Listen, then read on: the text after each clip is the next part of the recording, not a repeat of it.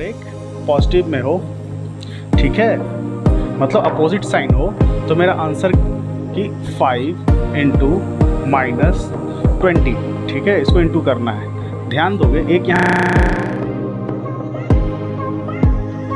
Hello students, this is Dhruv and welcome to my channel. Let's get started.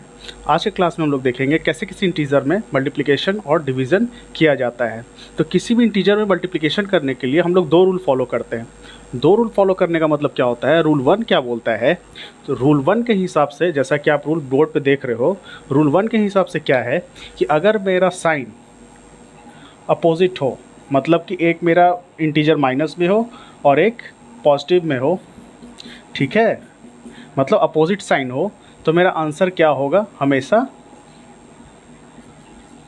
Negative में ही आएगा। मतलब कि अगर मेरा साइन अलग हो जाता है ना, मतलब एक मेरा प्लस में है और एक माइनस में आ गया, ठीक है, और एक मेरा प्लस में माइनस में है, एक प्लस में चला गया, अगर दोनों को हम इंटू करते हैं तो मेरा जो रिज़ल्ट आएगा वो हमेशा माइनस में होगा।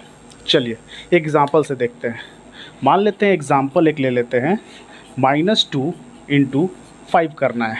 अब ध्यान दोगे, एक मेरा इंटीजर माइनस में है और एक प्लस में है, तो क्या करेंगे हम लोग? अभी सब भूल जाएंगे, इनका जो साइन है वो भूल कर सिंपली हम लोग क्या करेंगे? इंटू करेंगे। तो 5 2 ज़ा कितना होता है? 10, ठीक है जी। क्योंकि हमारा रूल बता रहा है कि अगर 2 साइन मेरा अपोजिट हो तो क्या करते हैं? हमारा आंसर नेगेटिव में आता है। तो यहाँ भी देख रहे हैं हम लोग कि एक मेरा नेगेटिव में है और एक पॉजिटिव में है, तो मेरा आंसर हमेशा किस में आएगा? नेगेटिव। तो मेरा आंसर में क्या आएगा? -10। तो एक और एग्जांपल हम लोग देखेंगे। मान लेते हैं कि 5 इंटू -20, ठीक है, इसको इंटू करना है। ध्यान दोगे एक यहाँ प्लस में है, एक माइनस में है, ठीक है, फिर से हमारा साइन क्या है? अपोजिट है। तो साइन को भूल कर क्या करेंगे? सिंपली हम लोग इंटू कर देंगे, ठीक है। तो 5 को अगर 20 से इंटू करेंगे तो मेरा आंसर आएगा 100। अब आया साइन देने की बात कि कौन सी साइन लगेगी। तो साइन कौन सा लगेगा? जब हमारा साइन अपोजिट होता है तो मेरा आंसर हमेशा नेगेटिव में ही आएगा। तो ये मेरा आंसर क्या होगा? -100। ये मेरा एक आंसर आया, ठीक है। तो रूल 1 के हिसाब से क्या हुआ कि अगर मेरा साइन अपोजिट है तो मेरा आंसर हमेशा नेगेटिव में ही होगा। अब रूल 2 क्या बोलता है? रूल 2 देखते हैं।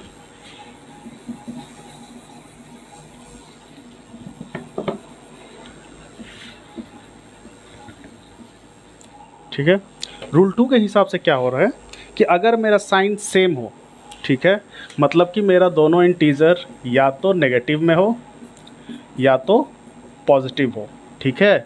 अगर दोनों इंटीजर मेरा सेम साइन का हो, मतलब दोनों नेगेटिव हो या दोनों पॉजिटिव हो, तो जैसा रूल बोल रहा है कि मेरा आंसर हमेशा पॉजिटिव में ही आएगा, ठीक है। फिर से सुनोगे, अगर मेरा दोनों साइन सेम है तो मेरा आंसर हमेशा पॉजिटिव में आएगा, चाहे वो नेगेटिव हो या पॉजिटिव हो, मेरा आंसर पॉजिटिव में आएगा। अगर दो इंटीजर हम इंटू कर रहे हैं और दोनों का साइन मेरा सेम है तो इसको एग्जांपल से देखेंगे। फिर से लेते हैं -5 इंटू -5, ठीक है। अब यहाँ ध्यान दोगे, ये भी इंटीजर मेरा माइनस में है, ये भी माइनस में है, दोनों इंटीजर मेरा माइनस में है, तो हम लोग क्या करेंगे? साइन को भी भूल जाएंगे और दोनों वैल्यूज़ को इंटू करेंगे। 5 इंटू 5 25। अब साइन कौन सा आएगा? क्योंकि दोनों मेरा सेम साइन है, दोनों नेगेटिव में है, तो मेरा आंसर पॉजिटिव में ही आएगा, ठीक है। रूल 2 के हिसाब से ये बोल रहा है कि जब भी दोनों साइन सेम हो तो मेरा आंसर हमेशा पॉजिटिव में ही आएगा, ठीक है। एक और एग्जांपल देख लोगे। मान लेते हैं 5 इंटू 6। अब दोनों पॉजिटिव है, 5 6 ज़ा 30, ये भी पॉजिटिव में ही आंसर आया मेरा, ठीक है। ठीक है, रूल समझ में आ रहा है कि जब मेरा दोनों साइन सेम हो तो मेरा आंसर हमेशा पॉजिटिव में ही आएगा। अब हम लोग आगे बढ़ेंगे। अब हम लोग देखेंगे कैसे 2 इंटीजर में हम लोग डिवीज़न करते हैं। तो डिवीज़न करने के लिए सेम रूल का ही फॉलो करेंगे। रूल 1 क्या बोलता है कि अगर मेरा साइन अपोजिट हो, मतलब एक मेरा माइनस में हो और एक मेरा प्लस में हो, मतलब एक पॉजिटिव नंबर हो और एक नेगेटिव नंबर हो, तो मेरा जो आंसर है वो हमेशा क्या होगा? नेगेटिव में ही आएगा। जैसा रूल मल्टीप्लिकेशन में था वही रूल मेरा डिवीज़न में भी काम करेगा। मतलब एक मेरा पॉजिटिव हो, मतलब अपोजिट साइन का हो, तो मेरा आंसर हमेशा नेगेटिव में आएगा। और अगर रूल 2, ठीक है, आंसर मेरा हमेशा नेगेटिव में ही आएगा। फॉर एग्ज़ाम्पल हम लोग देख लेते हैं। मान लेते हैं कि -8, ठीक है, डिवाइडेड बाई 2, ठीक है, मतलब 8 को 2 से डिवाइड करना है। तो क्या करेंगे हम लोग, साइन को भूल जाएंगे, जैसा कि आपको रूल बोल रहा है, साइन को भूल जाएंगे और सिंपली इसको डिवाइड कर देंगे।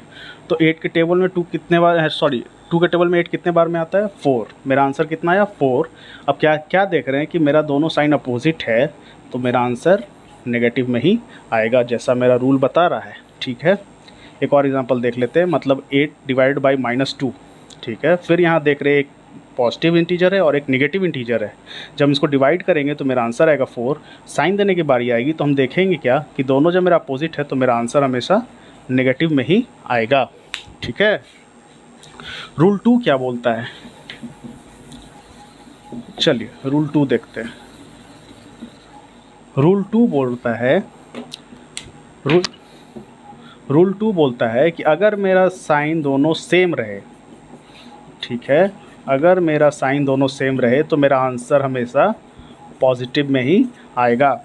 अगर मेरा दोनों साइन सेम है तो मेरा आंसर पॉजिटिव में ही आएगा। जैसे फॉर एग्जांपल -8 डिवाइड बाई -2, ठीक है। तो 8/2 ऐसे लिख सकते हैं ना। जब हम इसको काटेंगे तो ये 4 आंसर आएगा ना, और मेरा ये दोनों माइनस कट गया, मतलब मेरा आंसर पॉजिटिव में ही आएगा, ठीक है। आ रहा है समझ में।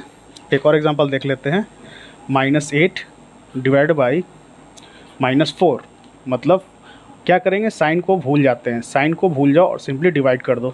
तो 4 के टेबल में 8 आता है, 2 टाइम्स में मेरा आंसर कितना हो गया, 2। अब साइन देने की बारी आई तो क्योंकि मेरा दोनों साइन सेम है, दोनों निगेटिव ही इंटीजर्स है, तो मेरा आंसर हमेशा पॉजिटिव में ही आएगा, जैसा कि मेरा रूल बताता है। इसी तरह आप लोग क्या करोगे, सारे क्वेश्चंस को सॉल्व करोगे, जो भी क्वेश्चंस आपको इंटीजर्स के मिलेंगे, मल्टीप्लिकेशन और डिवीज़न के। और अगर कोई दिक्कत आता है तो आप मुझे कमेंट सेक्शन में कमेंट करके बताओगे, मैं उसका सॉल्यूशन आपको अगले सीरीज़ में दे दूंगा, ठीक है। तो गाइज़, अगर मेरा वीडियो आपको पसंद आया हो तो प्लीज़ मेरे चैनल को लाइक शेयर सब्सक्राइब ज़रूर कीजिएगा। Thank you.